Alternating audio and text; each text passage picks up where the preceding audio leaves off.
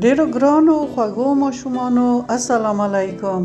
هیله لرم چې ټول جوړ روغ او خوشحاله راغلی وئ چې خپل نوي درس ته غوږ ونیسئ. بیا مې هم تاسو ته ډیر یو ښایسته نوی درس راوړی چې ډیر څه به ترې زده کړئ. خو لومړی باید خپل درس په څه شي پیل کړو؟ په خپله مبارکه کلمه به پیل کړو په بسم الله الرحمن الرحیم. تاسو خو زده شوي اوسئ، تاسو ووایاست بسم الله الرحمن الرحیم. آفرین، ډیر ښه. هیڅکله خپله کلمه د درس په پیل کې مه هیروئ.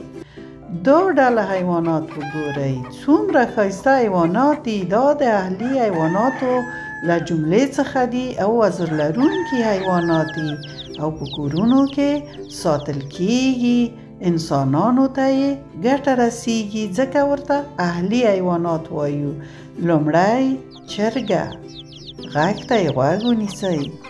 بچی ګورئ، چرګه هګۍ اچوي او انسانان موږ تاسو د چرګې د غوښې نه او د هګۍ نه ګټه اخلو، نو ځکه چرګه په کورونو کې موږ تاسو ساتو.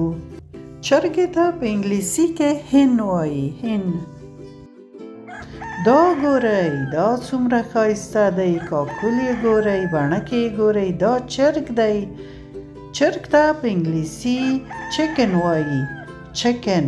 چرګې ته هن او چرګ ته چکن وایي، یعنې دا نارینه چرګ دی. د چرګ د غوښې نه هم ګټه اخیستل کیږي او په کورونو کې ساتل کیږي. دا وګورئ، دا حیوان، دا څومره ښایسته دی. بڼکې یې ګورئ، رنګ رنګ. دا هم وزر لرونکی حیوان دی، نوم یې طاووس دی او په انګلیسي کې ورته پیکاک وایي. پیکاک یا طاووس هم ښکلی حیوان دی. دا وګورئ، دا وړ حیوان، دا هم وزر لري.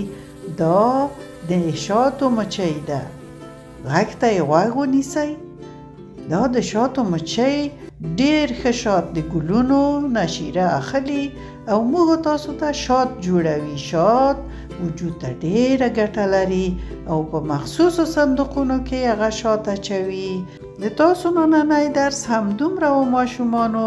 خدای دې وکړه چې ډیر هم خوښ شوی وي.